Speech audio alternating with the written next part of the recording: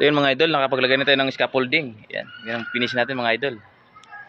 Mukha ng gubat yung taas. Binubuan na ng mga damo.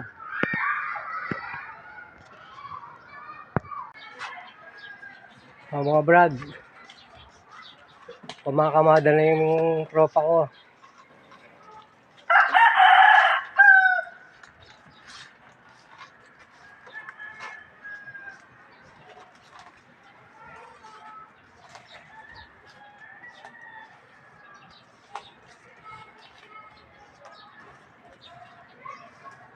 So yun mga idol, nakababa na tayo. Yan. Ayun yung pinarent kanina. Naghalo na si Kuya. Yan. Ito yung sunod natin mga idol. Ayan o. May kahoy na sa taas. Tinubuan na ng kahoy. Pagkatapos natin dito, kabila naman tayo. So yan mga idol, tapos na ang ating kapalitadahan mga idol. Yan. Tanggalin natin yung mga tungtungan natin mamaya.